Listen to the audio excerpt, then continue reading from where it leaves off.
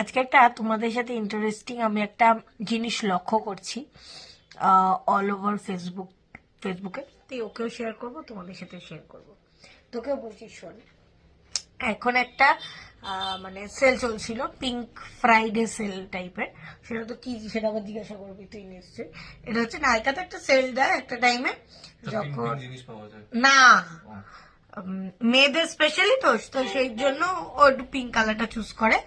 আর ওখানে কি মানে সবার উইচ লিস্টে যেগুলো থাকে ওগুলো একটু কম দামে থাকে, ওটা সেলে দেয় আর কি। এটাই হচ্ছে ব্যাপার আর কি, যাই হোক বাদ দে, সেটা ব্যাপার না। তো এই আর কি বিষয় থাকে পিঙ্ক সেলের। তো এখন কি পিঙ্ক সেলটা শেষ হয়ে গেছে, এবার ওগুলো জিনিসগুলো বড় বড় ইনফ্লুয়েন্সার বা যারা থাকে পায়, সেগুলোকে আনবক্সিং ভিডিও শেয়ার করে সবাই। তো তোমরাও নিশ্চয়ই সবাই দেখতে পেয়েছো, সবাই এখন, আমি বেশ ভালো লাগে যে কে কি কিনেছে, দেখতে ভীষণ ভালো লাগে। তো এখন সব থেকে বেশি আমি দেখছি যখনই আনবক্সিং ভিডিও করছে তারা একটা লাইন ভীষণ ইউজ করছে, মানে আমি বুঝি না কেন, মানে ওয়াই, যে আমি না কি অর্ডার করেছি আমি ভুলেই গেছি। এই বিষয়টা ঠিক আছে, মানে আমি কি কিনেছি আমার নাকি মনেই নেই, কিন্তু পিঙ্ক ফ্রাইডে সেল তখনই বেশি তুই মানে সবাই সেম পায়, কিন্তু তোকে নোটিফাই করা হয় যেগুলো তোর উইশ লিস্টে আছে।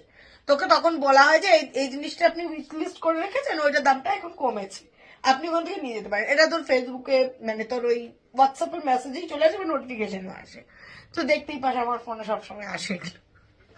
তো তারপরেও মানুষ বলে যে আমি না ভুলেই গেছি আমার এই পার্সেলে কি আছে। কেন বলে?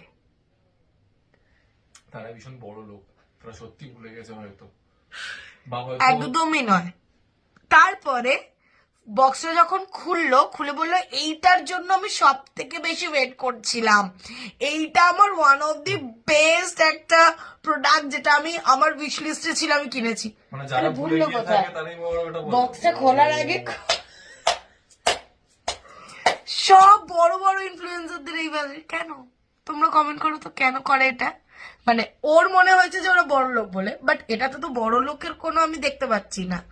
কিন্তু কেন কমেন্ট, কেন বলে এই কমেন্টটা কেন করে তোমরা বলো।